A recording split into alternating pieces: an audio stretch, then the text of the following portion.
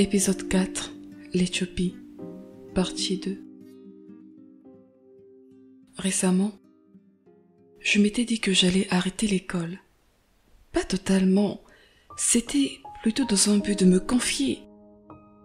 Donc je voulais d'abord voir leur réaction parce que j'avais le cœur lourd. Et résultat, ils ont réagi comme si j'étais devenu le diable. C'est comme si j'étais devenu mauvais. Juste parce que j'ai dit que j'aimerais arrêter l'école, ils n'ont même pas cherché à savoir si je me sentais bien mentalement ou pas, si j'avais peut-être un problème. Ça leur a même pas traversé l'esprit au fait. Vraiment ce jour-là, je me demande même comment j'ai fait pour ne pas pleurer. L'école ne m'a jamais vraiment intéressée. Ce que je faisais à l'école, c'était juste pour que mes parents soient fiers. Je me souviens quand je suis rentrée au collège, ma mère me disait qu'il faut que je fasse des moyennes de 15 comme mes sœurs. Il y avait des matières où je ne m'en sortais pas. Par exemple le français et les dictées. Pendant toute l'année, je ne dépassais jamais la note de 3 ou 4. Une fois pendant une composition, j'étais au moins arrivée à 8. Là quand même c'était un progrès même si c'était pas la moyenne. J'ai montré à ma mère, elle m'a dit seulement. C'est comme si ce n'était rien.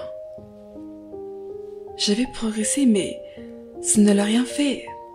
En 5e, je ne faisais que les moyennes de 14, aucun encouragement.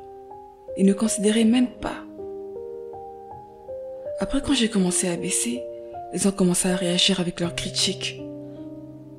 Puis un jour, on avait discuté de tous ces problèmes avec papa. Je lui ai donné les raisons. J'ai été honnête avec lui. Je voulais qu'il soit fier de moi, mais j'étais tellement stressée que je n'arrivais plus à rien faire. Je me sentais paralysée en fait.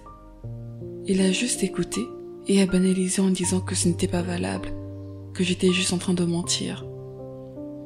Donc parfois je me demande à quoi ça aurait servi que je perde mon temps à étudier si durement, juste pour des gens certes qui sont mes parents mais qui n'apprécient même pas mes efforts à leur juste valeur, ou même ne prennent même pas en compte mes sentiments. Je me souviens même que c'était quand j'étais en 5e, j'étais tout le temps entre les 5 premiers mais jamais aucun encouragement, rien du tout. Et c'est seulement quand j'ai des notes qui baissent que voilà ça parlait. Ils sont là à faire des projections de papa sur moi. Tu ressembles tellement à ton père quand il était jeune, voilà et tout. Et ils attendent de moi que je sois une personne que je ne suis même pas, parce que je ressemble à papa, sur quelques points qu'ils trouvent importants que forcément, je dois être comme lui, du début à la fin. Or lui c'est lui et moi c'est moi. On n'a pas les mêmes rêves ni les mêmes ambitions. Mais ils sont persuadés que, comme ils sont les parents, ils ont tout le temps raison. Et comme ils demandent des conseils à d'autres parents, ils ont les bonnes méthodes, mais ils auront beau me donner à manger, donner des téléphones, donner je ne sais quel luxe, tant qu'ils négligent le plus important, c'est-à-dire ce que je ressens. Pour moi, tout ça ne sert à rien. Ils ne peuvent pas comprendre. Ils ne peuvent pas comprendre tout ça. Ils ne font que croire ce qu'ils ont envie de croire. Donc voilà. Voilà donc l'histoire de ma vie. La déception parentale. Alors, les parents. Les parents sont censés être un modèle pour leur enfant. Ils sont censés montrer non seulement l'exemple, mais aussi faire en sorte d'inculquer les bonnes bases de l'éducation de la vie aux enfants. Il faut savoir qu'un enfant, c'est un être très sensible.